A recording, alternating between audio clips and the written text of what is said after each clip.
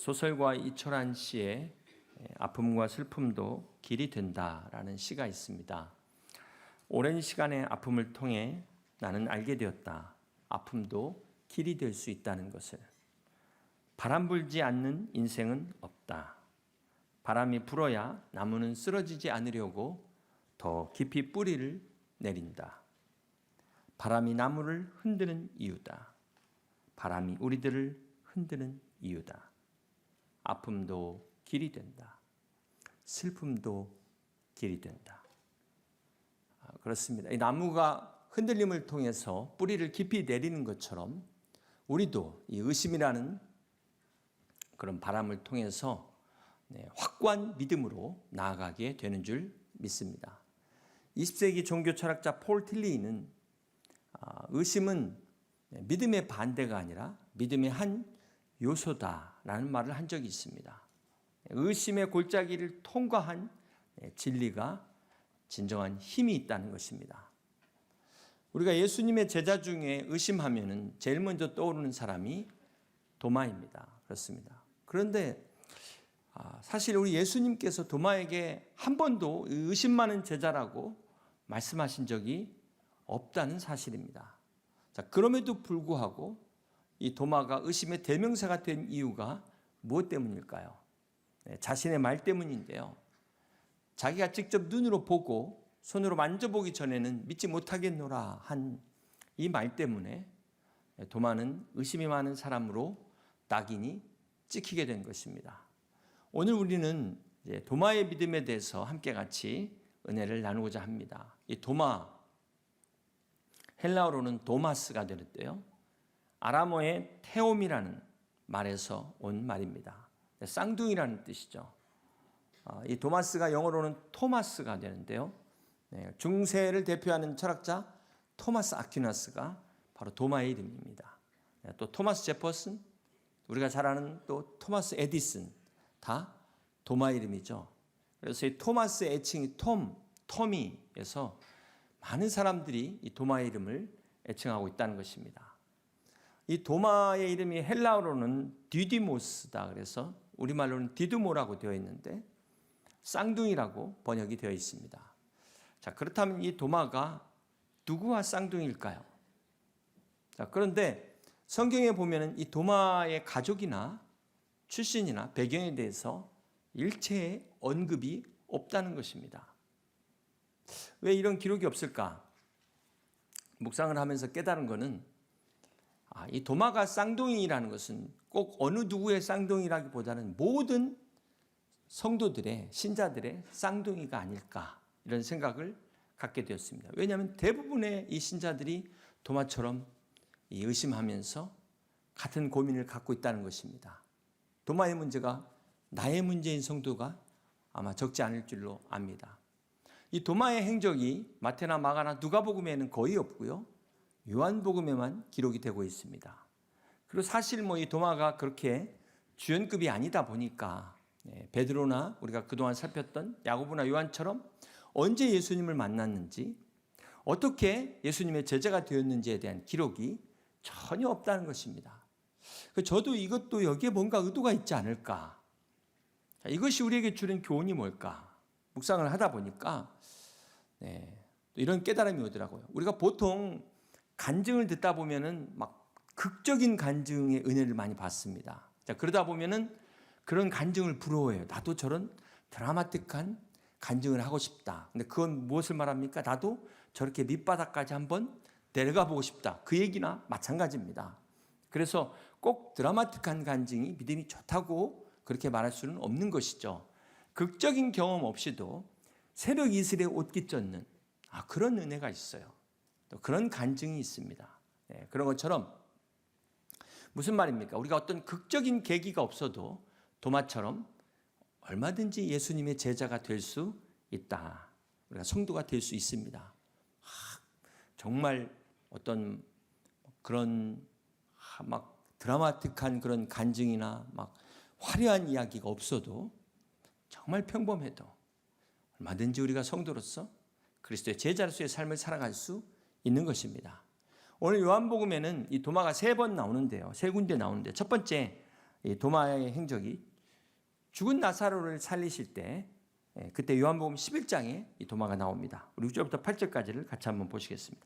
나사로가 병들었다 함을 들으시고 그 계시던 곳에 이틀을 더 유하시고 그 후에 제자들에게 이르시되 유대로 다시 가자 하시니 제자들이 말하되 랍비요 방금도 유대인들이 돌로 치려 했는데 또 그리로 가시려 하나이까. 주님께서 이 나사로가 죽었다는 소식을 듣고 베다니 예루살렘 근처로 가려고 하시니까 모든 제자들이 말리는 겁니다. 지금 유대인들이 저 바리새인들이 예수님 잡으려고 음모를 꾸미는데 왜 위험한 데 가십니까? 자, 근데 이때 누가 등장합니까? 우리 16절을 볼까요? 디두모라고 하는 도마가 다른 제자들에게 말했대 우리도 주와 함께 죽으러 가자 하니라. 모든 제자들이 만류하는데 이때 누가 나설까요? 수제자 베드로가 아니라 도마가 나선 겁니다. 그러면서 우리가 주와 함께 죽으러 가자. 참 이걸 보면 도마는 참 용기 있는 사람이었다라는 것을 알 수가 있습니다. 자, 그런데 한 가지, 주님은 나사로를 살리러 가려는데 죽으러 가자는 거예요. 번지수가 틀리다. 자, 이걸 보면서 오늘 우리가 용감하게 주님을 따르는 거 좋은데 주님의 뜻과 다르게 갈 수 있다는 것입니다. 지금 살리러 가시는 주님 앞에 죽으러 가자. 이거 완전히 분위기를 깨고 있죠. 혹시 이게 우리 모습은 아닙니까? 방향은 같은데 목적이 다를 수 있어요. 의도가 다를 수 있다. 그래서 우리가 주님의 뜻을 제대로 알아야 되는 것입니다. 자, 두 번째 도마가 나오는 곳이 요한복음 14장입니다. 1절부터 4절까지 함께 교독합니다. 너희는 마음에 근심하지 말라. 하나님을 믿으니 또 나를 믿으라. 내 아버지 집에 거할 것이 많도다. 그렇지 않으면 너희에게 일렀으리라. 내가 너희를 위하여 거처를 예비하러 가노니 가서 너희를 위하여 거처를 예비하면 내가 다시 와서 너희를 내게로 영접하여 나 있는 곳에 너희도 있게 하리라. 내가 어디로 가든지 그 길을 너희가 아느니라. 주님께서 마지막 최후의 만찬 때 이렇게 하나님의 나라 천국에 대해서 말씀을 하십니다. 자, 이때 주님이 이 땅에 오신 목적이 바로 우리에게 이 아버지 집 천국에 우리의 처소를 마련하기 위해서 주님이 오셨다. 그렇게 말씀하시면서 내가 어디로 가는지 너희들이 다 안다. 이렇게 말씀을 하신 거예요. 주님이 십자가의 고난을 받으신 후에 이제 부활하시고 하나님 나라에 대한 말씀을 하시는데요. 자, 이 다들 지금 제자들이 들으면서도 이게 뭔 소리지? 아마 속으로 그러면서 침묵하고 있었습니다. 자, 그런데 이때 이 침묵을 깬 사람이 바로 도마예요. 5절 한번 보실까요? 도마가 이르되 주여 주께서 어디로 가시는지 우리가 알지 못하거늘 그 길을 어찌 알겠사옵나이까. 지금 주님께서 제자들에게 너희가 다 안다 그러니까는 지금 제자들이 뭔 소리인지 긴가민가 하면서 다 침묵하고 있는데, 자, 이때 도마가 잘 모르는데요 이렇게 딱 정말 솔직하게 이야기한 사람이 도마입니다. 오늘 도마의 성향을 보면 지난주 빌립하고 좀 비슷하다는 것을 우리가 알 수가 있습니다. 이 도마는 자기가 모르는 것은 모른다고 이야기하는 솔직한 사람입니다. 이 도마의 질문 때문에 그 유명한 말씀이 나오게 돼요. 바로 6절입니다. 예수께서 이르시되 내가 곧 길이요 진리요 생명이니 나로 말미암지 않고는 아버지께로 올 자가 없느니라. 그래서 우리가 참 질문이 중요해요. 참 도마가 이 질문은 잘한 것 같습니다. 자, 우리가 하나님 아버지의 집은 예수님을 통해서만 들어갈 수 있는데요. 이것은 바로 우리 인간의 죄 때문에 우리가 하나님 앞에 나갈 수 없기 때문에 그렇습니다. 그래서 하나님께서 우리의 죄를 하나님의 어린 양이신 예수 그리스도를 통해서 대속하신 것이죠. 그래서 주님이 길이요 진리요 생명이 되시는 것입니다. 바로 이 예수님을 믿음으로 우리가 구원을 받고 하나님 앞에 나아가게 되는 것, 이것을 우리가 복음이다 라고 말하고 있습니다. 사랑하는 성도 여러분, 지난주에도 말씀을 드렸지만 우리가 이렇게 하나님의 말씀을 아는 게 중요합니다. 그것도 정확하게 아는 것이 중요합니다. 문제는 내가 알지도 못하면서 아는 체 하는 것, 이것은 문제가 있죠. 정확히 모르면서도 내 생각으로 판단하는 것, 이건 위험한 것입니다. 차라리 도마처럼 잘 모르겠는데요, 이게 더 나은 거예요. 이게 솔직한 겁니다. 여러분, 세상에서 가장 어려운 일 두 가지가 있다고 합니다. 첫 번째는 자기 생각을 남의 머리에 넣어주는 것. 그리고 두 번째는 남의 돈을 자기 주머니에 넣는 것. 예. 그런데 이 첫 번째 일을 하는 사람을 우리는 선생님이라고 부르고요. 두 번째 일을 하는 사람을 사장님이라고 부릅니다. 그런데 이 두 가지를 다 하는 사람이 있어요. 누굴까요? 바로 마누라입니다. 이 와이프들. 네. 우리가 선생님과 싸운다는 것은 배우기 싫다는 것이고요. 사장님과 싸우는 것은 돈 벌기 싫은 거겠죠. 근데 이 와이프하고 싸우는 것은 살기 싫은 것이다. 그래서 학교 가시면 선생님 말씀 잘 들으시고, 회사 가서 사장님 말씀 잘 들으시고, 집에서는 아내 말 잘 들으시길 바랍니다. 네. 아내 여러분 괜찮았습니까? 네. 교회에서는 여러분 약물의 목자 말 잘 들으시기 바랍니다. 그게 축복받는 길이에요. 초대 교부 중에 안셀름이라는 유명한 교부는 이런 말을 했어요. 나는 알기 위해 믿는다. 네. 우리가 알아야 믿지만 믿어야 알 수 있어요. 그래서 오늘 우리 믿음을 위해서 우리가 말씀을 가까이 해야 되는 것입니다. 세 번째로 도마가 요한복음 20장에 주님이 부활하신 후에 도마가 또 나옵니다. 우리 24절 25절 함께 봅니다. 12 제자 중에 하나로서 디두모라 불리는 도마는 예수께서 오셨을 때 함께 있지 아니한지라. 다른 제자들이 그에게 이르되 우리가 주를 보았노라 하니 도마가 이르되 내가 그의 손에 못자국을 보며 내 손가락을 그 못자국에 넣으며 내 손을 그 옆구리에 넣어보지 않고는 믿지 아니하겠노라 하니라.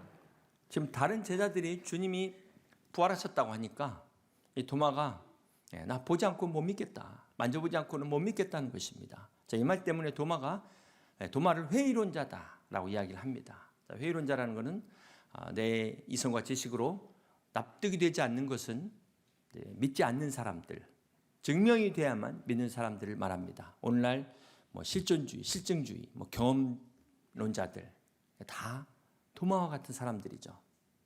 이렇게 과학적으로 증명된 것만 믿는 사람들이 있습니다. 그런데 대부분의 사람들이 다 그렇지 않습니까?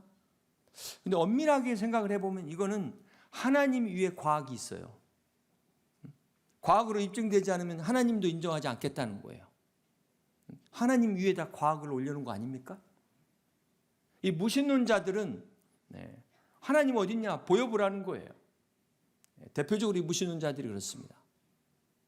미국의 무신론 철학자인 머들린 머리 오헤어라는 이 사람이 미국의 무신론 협회의 그 회장으로 있을 때 일입니다. 미국 공립학교에서 기도 금지 운동을 벌이는데요. 자, 이걸로 법정까지 가게 됩니다. 모두들 그가 법정에서 패할 것이다 생각을 했어요. 그런데 시카고 법원에서 내린 마지막 판결은 의외로 그가 승리한 겁니다. 전혀 승리를 기대하지 않다가 승리하는 순간 오 마이 갓 이런 거예요. 이 사람. 그러니까 이 모습이 옆에 기자들이 그걸 보면서 이렇게 뉴스에 보도가 되었다고 합니다. 무신론자가 승리의 축하를 하나님께 돌렸다. 여러분, 무신론자는 하나님이 없다고 믿는 사람이 아닙니다. 자기 안에 각인된 하나님을 지워버리려고 몸부림치는 사람이 무신론자입니다.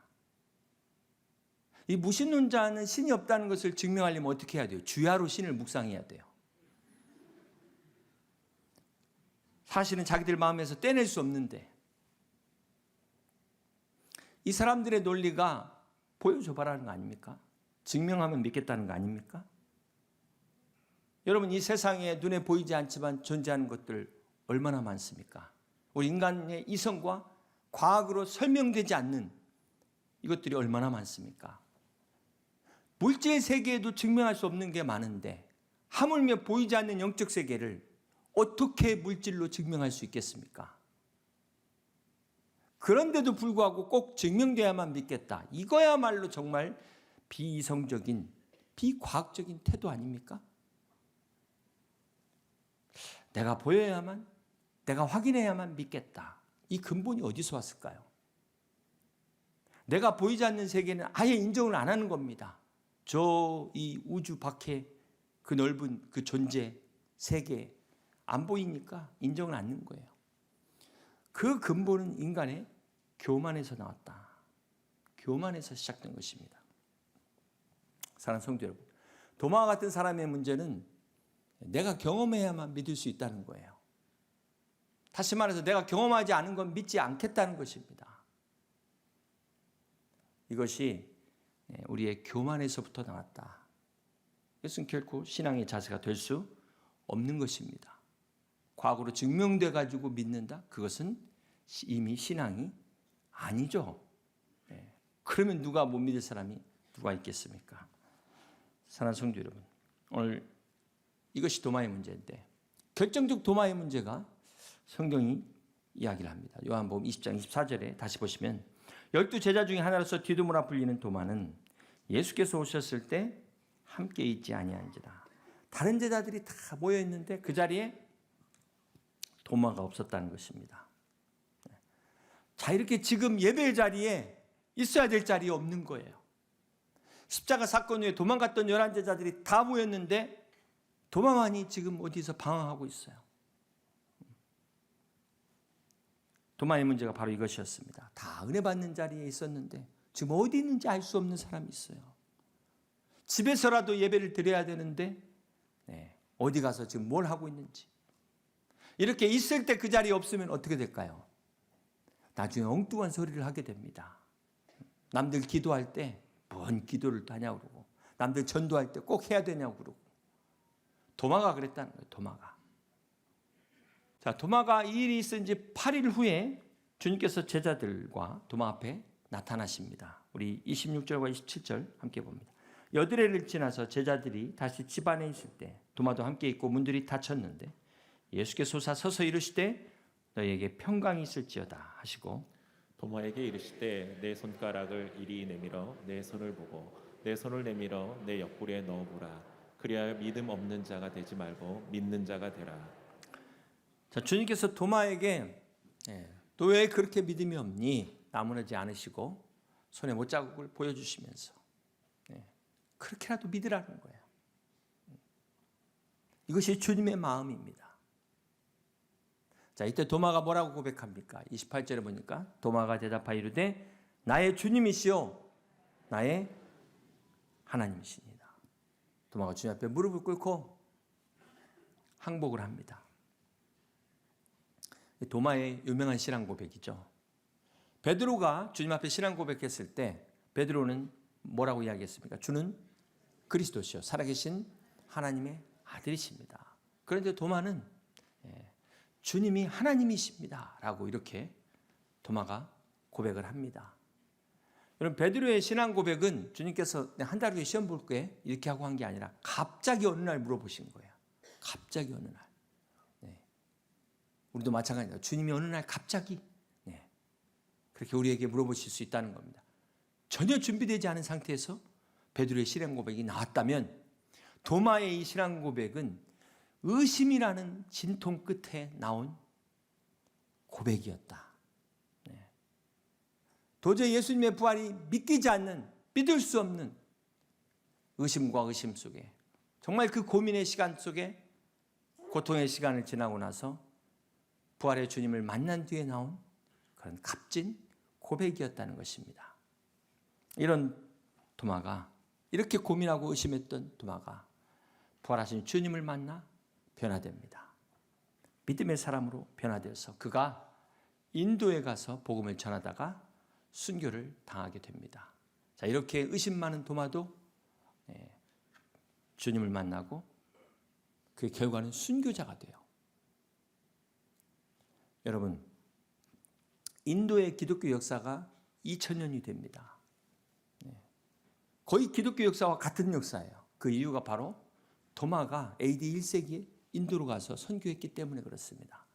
그런데 인도의 기독교 숫자는 2.3%밖에 안 돼요. 그 이유가 뭘까? 그게 바로 이제 학자들은 힌두교의 영향이다. 이 범신론, 다신교인 이 힌두교가 기독교를 받아들인 거예요.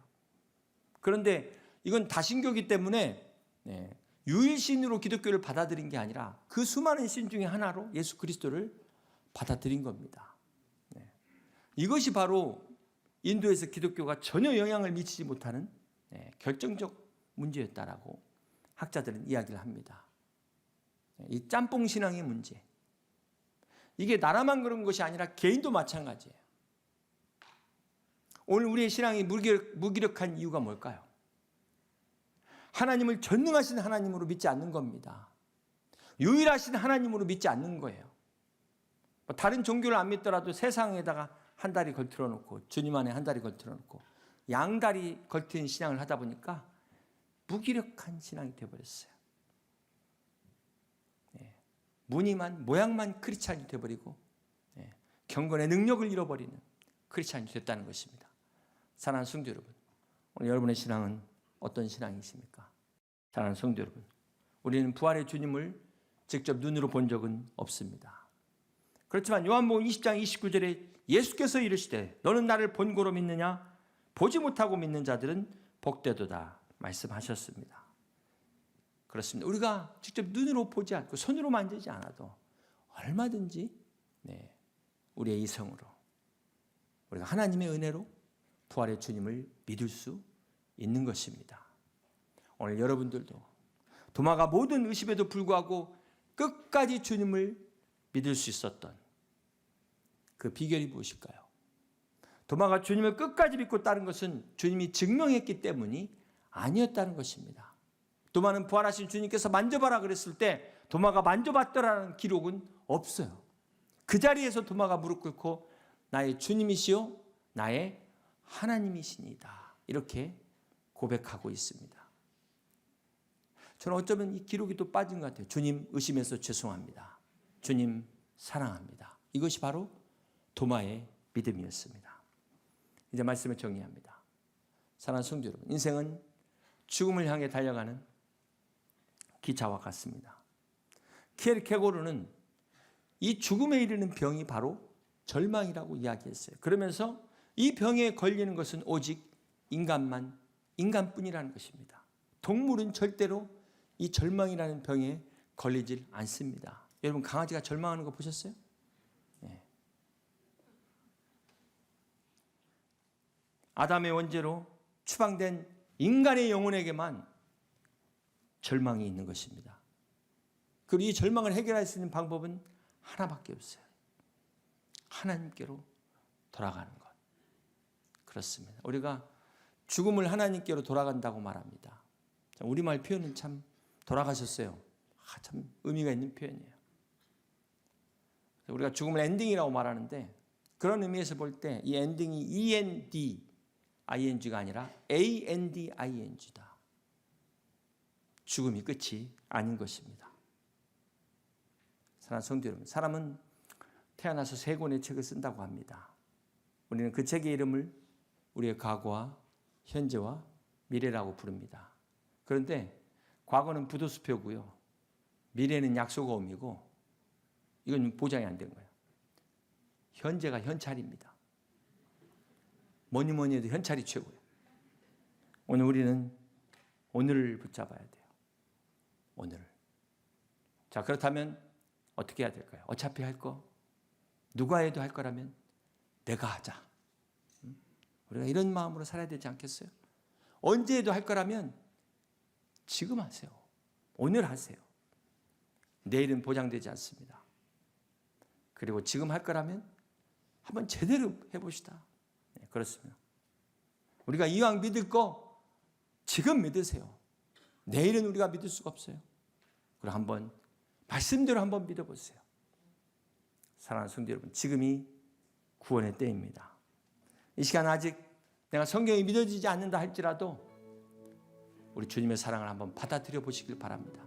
이 신앙은 주님의 사랑을 받아들이고 그 주님을 사랑하는 것입니다. 주님을 사랑하면 이 모든 의심을 다 극복할 수 있어요. 어떤 어려움도 극복할 수 있습니다. 어떤 여러분이 의혹과 의심이 있다 할지라도 주님을 떠나지 않는 것은 주님이 우리를 사랑하시고 우리가 주님을 사랑하기 때문에 그렇습니다. 그렇습니다. 이 모든 의심을 이기는 것, 그것은 바로 사랑입니다. 사랑. 모든 의심을 극복할 만큼 주님을 사랑한 도마. 이것이 바로 도마의 믿음이었습니다.